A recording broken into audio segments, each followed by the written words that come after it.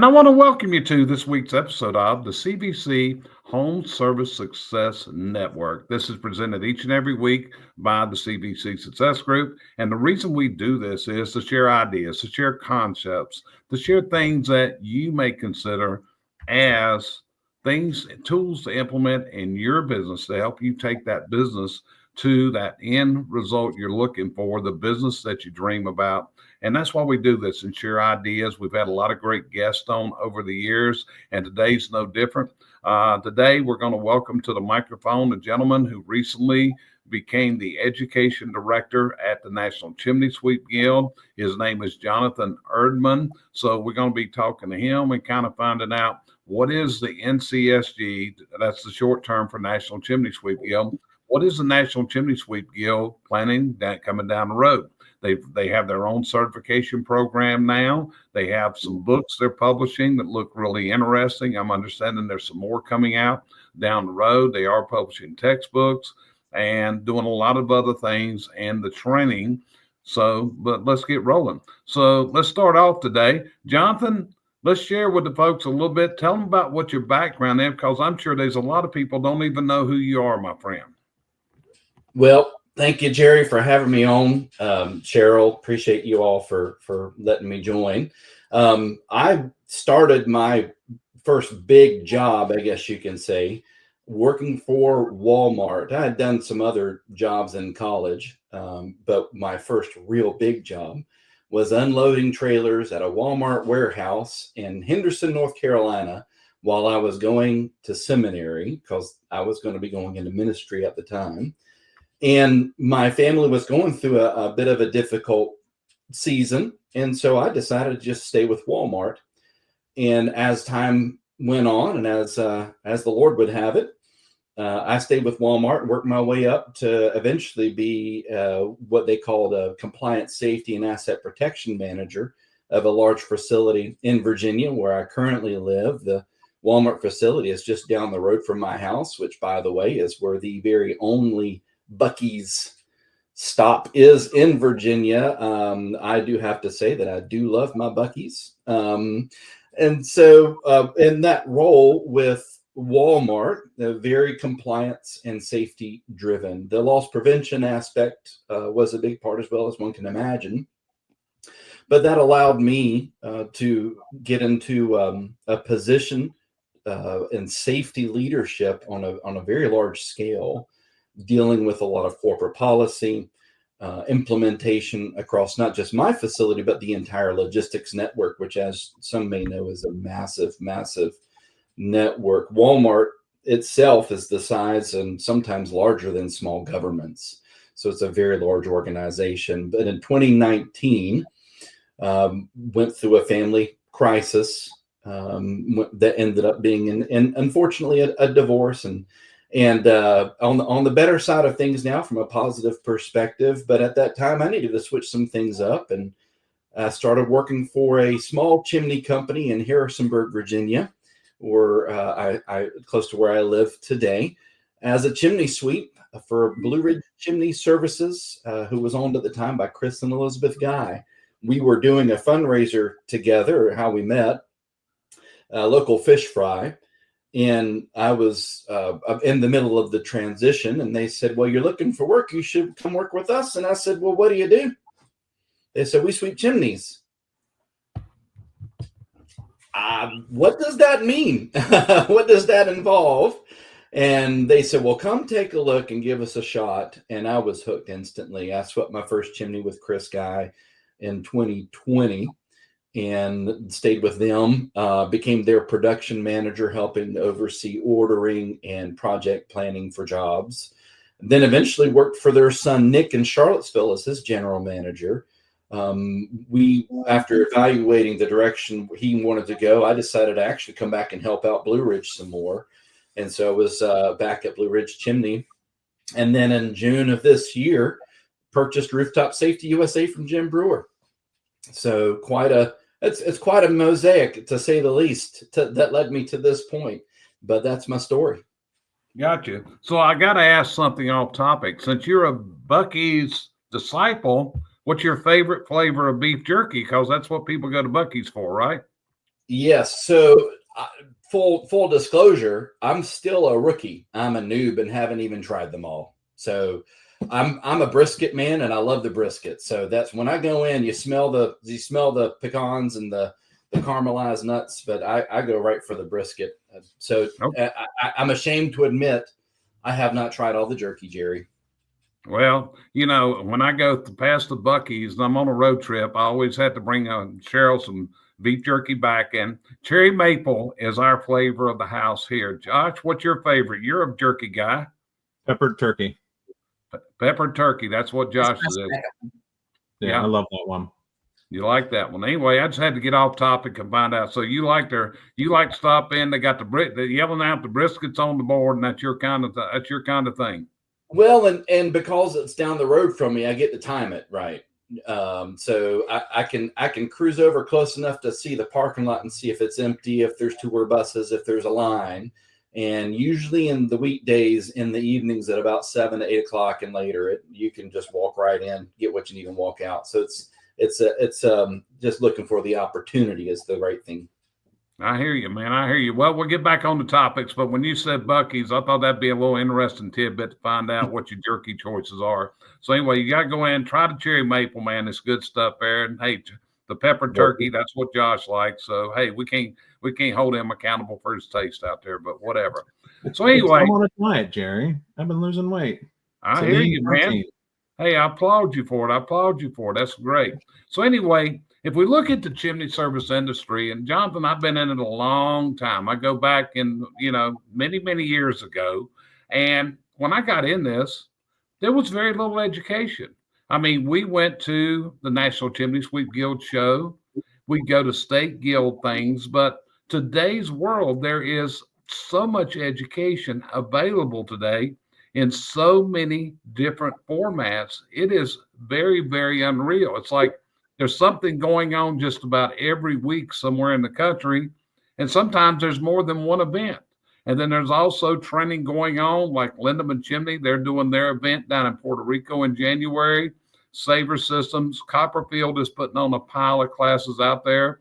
And you see this, and it is almost overwhelming to today's client, to today's business owner. How do they make a decision where they make this investment at?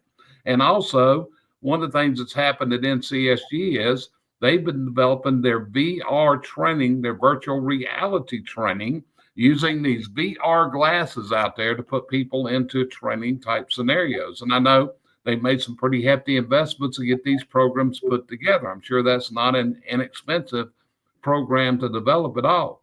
But where is this industry going to? What do we look at down the road, Jonathan? You should be in the know. And when they hired you, I'm assuming that the NCSG shared what their education goals are. Where are we going to in this industry, brother? Yeah, well, let me begin my answer by just saying thank you, Jerry. And I would say even thank you to the other business leaders that have been in the industry for a while and started when there was no education and saw a gap and rose up and met that and filled the gap. And my generation is benefiting, harvesting from the seeds that you all have planted over the decades. And so let me just begin by thanking you and others that are industry leaders in education. And you're a household name in the chimney industry because of your passion for education. It's no secret, as you say, that the industry is flooded with education. We are rich with resources, and in some cases, I believe we're a little spoiled. We don't really even know what we have. If there's a company out there that isn't taking advantage of some type of educational training for their people, they just may not either be aware, but there are plenty of opportunities. Because of that, I think it's important that from the guild's perspective, our focus is not on reinventing any sort of wheel, but recognizing gaps that might exist and doing what we can to either fill a gap or promote someone else who's filling the gap in a very effective way.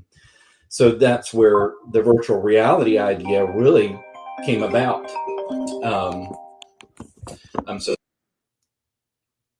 You just cut your sound off. You cut your mic off. Can't hear you.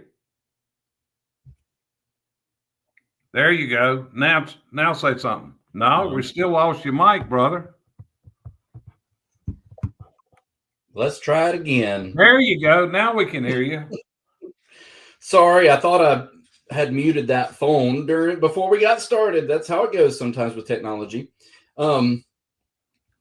So what does that mean for VR, and how does that fill a gap in areas where they have access to hands-on training more readily? VR might be helpful, but maybe not as critical. But what we're finding is some of those areas, people are out in a really remote area and can't exactly make it to a regional meeting or a hands-on training. And then aside from that, there are some folks that want to do hands-on training but don't have enough shop space for a false masonry fireplace, for example, or a factory-built fireplace. VR is the solution for that, for creating a virtual space so someone can do that hands-on training in the living room. And not just that, but also if you think about different types of learning, people learn from reading books, people learn from reading manuals, sitting in classes, people learn from on-the-job training. This is another avenue of on-the-job training without actually being in the customer's living room. Because in the VR, you can pick up a flue tile, for example. When I was first getting into it, I was playing, you can pick up this flue tile and you can spin it around and you can put it on your head and you can look all over it. And it's really, really neat. But it's a very new, innovative way of doing the training. So I feel like it's really just kind of getting started, getting off the ground. And while it may be slower adopting here in the States, we're actually finding that the international community might have a higher need for it. So, for example, Canada. We have a lot of companies in Canada that come to our conventions, that get Sweeping Magazine, that are active participants in guild activities. And Canada does not have near the educational resources that we have here in the States. And so we now have a partnership with Canada to try to bridge that gap. Okay. Josh, you got two fingers up, brother. What's Yeah, going on? Well, I know Canada has their wet certification. Is this in line with that? Not yet. It really is more on-the-job training. If it can help them as they prep for a wet certification, it certainly will, but it's not directly developed for that specifically. Good question, though. Okay. Gotcha. I don't know anything about their wet program. I've seen it in manuals and things like that, but I don't really know what it is. Yeah, well, somewhat, if I'm not mistaken, Josh, the WET program is somewhat subsidized by the Canadian government. They have gotten in really close with their regulators, very different than it is in the United States. So they've got some subsidies. I know I've talked to some people in Canada. I've been to meetings up there. So yeah, they've got some really good programs up there. But like I said, their resources, they're depending on crossing over. And also, this is what happens when Jonathan said the world market is out there on other countries. Like I've been in ESHFO meetings before in my career when I was president of NCSG, CSIA, went to quite a few ESHFO meetings where there was a lot of information exchanged. So Josh, what about this? You got any questions for Jonathan you'd like to ask him? I did, but I forgot. Yeah. So I know, like, when I started, it was all the training was just we didn't have training, right? Like there was, you basically went to the expos, right? You either went to HPBA, NCSG. There was no virtual. There was, you were lucky if something came to town, really and truly. And of course that's very expensive. Is VR really where we want to go? Can we teach everybody everything they need to know to do? Like, is it do we do things like sales training? Can we do that? Those sort of things.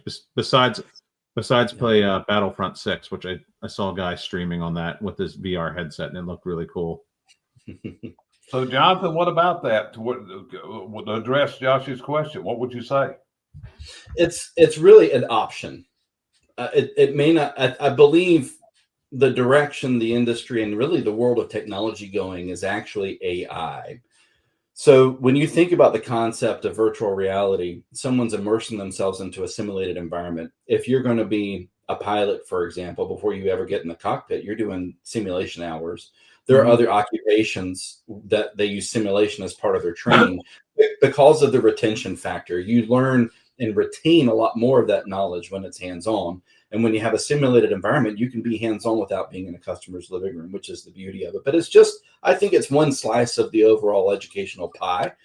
It's not the educational pie, because there's still going to be a place for on-site training, virtual meetings, online trainings, watching videos and whatnot. This is just one little gap filler for that. But I do believe that this could evolve and into a little bit more. You think about, I was just speaking with another gentleman who's using AI more in his business, and we see that and implementation happening overnight in many cases. And it's probably going to be a much bigger piece of the educational pie, or even solutions for chimney businesses. So, for example, VR is being taught in the development stage, all the different elements of a chimney and what to look for. So it's an easier leap now to take that development and transition to AI. So let's just envision for a moment. I'm sitting in a customer's living room and I'm actually wearing my Meta glasses, and I'm looking at a fireplace. And all I have to do is just let Meta do the work on through an augmented reality scenario, and go ahead and identify everything as I'm working, which I already know and can identify. But the beauty of it is, as potentially I'm working, then AI is creating the report and taking the pictures as I go without me having to stop and do anything. So how does that fit into things? And I think this is kind of the beginning of that conversation. Yeah. Josh, you got two fingers up again, brother. Yeah, I know. Well, we don't, on Google Meet, there's a button you can raise your hand. I wish we had that button so I could raise my hand. Well, John, we're not on Google Meet, and we're not going to be doing this on Google, okay? I know we're not, Jerry, but I'm just saying, I just like that feature of being able to raise your hand. But because then a little hand comes up and then I don't have to physically put my hand up.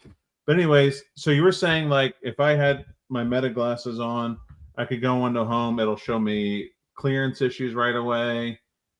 We can look up the smoke chamber and it'll go, okay, not corbelled. We're at the wrong angle, flue undersized, stuff like that. Take measurements too. Why not? Why not? Obviously that's not being developed right now, but that's the direction things are going. So if we can take what we're already teaching and developing in software and implement AI, there's a company right now, I'll throw their name out there because I kind of want to explore them a little bit more. They're called Company Cam. It's an AI company, and they're built for construction companies. Basically, the idea is a foreman or a supervisor of the foreman wants to arrive on a job site and go over the punch list and do a site tour to see where things are. Folks who are using Company Cam will walk around the site and point things out. By the time they have finished their tour, Company Cam has taken the pictures and drafted the report that's instantly printed out with the new punch list or how things are going. That's AI. No, that's a body cam scenario. That's a body cam scenario. But if I'm a technician and I have Meta glasses and I'm up on a roof, I can say, "Hey Meta, what am I looking at?" And Meta can respond. You're looking at a masonry chimney that has visible cracking on the crown that may lead to water infiltration. Recommend resurfacing the crown or all these other things. And then by the time you get off the roof, your pictures and your report are already done. So while VR is its own training thing, it does open up the conversation of technology, and people are already moving in the direction of AI. So while VR might be a slice of the pie, one of the other bigger slices that's going to be in on that same pie is going to be AI. And we are really just scratching the surface with providing VR for training.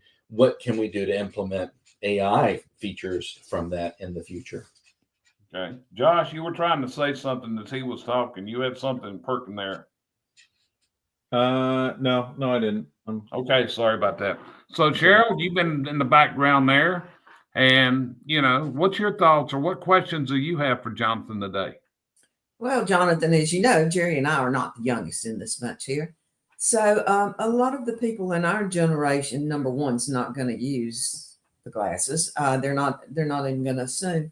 But my actual question is, are you seeing more of the younger generation getting more interested in the training? Because a lot of times you see them sitting there twiddling with their phones and all when they're in classes and all. Are you seeing, because we've got so much of it, is there more of an extended effort to go for what they see, or is it kind of a come see, come say? If I don't see it here, I'll see it somewhere else. Yeah, and I think the answer to that, Cheryl, is a little more broad than even just VR. I believe the younger generations, even younger than me, to be perfectly honest, they feel like VR is already outdated, which is why they're exploring more AI. That's kind of the hot topic, and for good reason, because it's going to make how we do business is going to change. AI is not going to sweep chimneys, but it will change how the sweeps work in many ways. So I think there'll be quick and easy adoption in those generations. But I believe that, to answer your question a little bit more broadly, I believe that every technician that really wants to make this a career is pursuing certification. And as we've already mentioned, there are a lot of certification options out there. One of the things that NCSG is trying to formalize a little bit more, it's already been formalized, but take more advantage of, let's say, is the apprenticeship process and program. The U.S. Department of Labor recognized the apprenticeship program as a trade professional program, much like if you were a journeyman as a linesman or electrician or plumber or whatever your trade is. And that program is not specific to NCSG certifications or classes or trainings.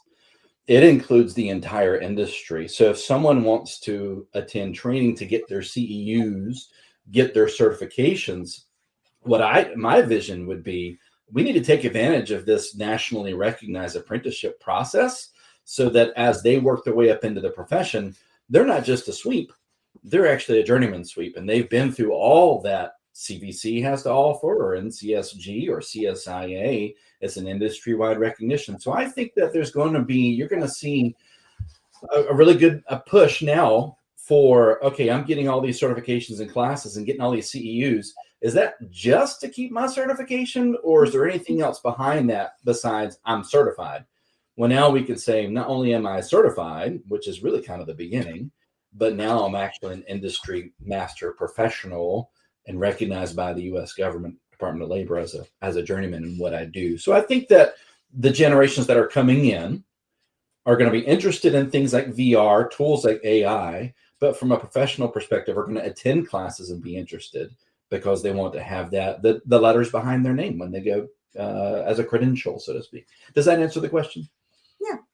Yeah. I was just curious because, there's such an age gap in this. We still have people in their upper ages that are still viable chimney sweeps, and we have them coming in their late teens. So there's such a broad spectrum that sometimes I wonder how they can filter through everybody's education to find what's best for just them. Yeah. Well, if we go back into the COVID years and the first year of COVID, we decided we were going to try to assist the industry as much as possible. So for several months, we put on 3 classes a week virtually. They were live classes. I actually recorded them. They're still recorded and up on our online platform to this day. But we were doing these on Monday, Wednesday, and Friday. Bob Wise did a lot of gas classes. I did classes. Tim Reed did some classes. But we were, people were forced into that. And I think people have forgotten the value because conventions were canceled. I can still remember virtual conventions. I bought a booth for NCSG virtual convention, and you talk about a lonesome couple days sitting on a screen in a virtual trade show. That was some very long, non-productive days. People just were not willing to participate. So again, we have to drive the interest. So how do we drive the interest, Jonathan, for people to take these remote training opportunities? I think regardless of the technician, where they find themselves, there's an opportunity. Even if they're coming in a later season of life into the profession, a lot of those folks that might be aging out of climbing up on roofs and getting on their knees in chimneys might be finding themselves in warehouses or in offices or doing other things. I think connecting them with what works for them is the key. Like, how do you learn best, that particular individual?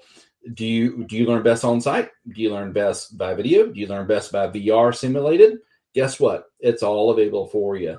I think marketing, communication, all the different options and the different avenues is the key there. So that if someone prefers one method or the other, there's an opportunity for them. I think because there's so many opportunities, the only reason someone wouldn't jump on it is because they just weren't aware it existed. Got you. I understand. So, Josh, you got anything further you would ask Jonathan today before we end this episode? No, I think I actually had the answer to my questions about the apprenticeship program.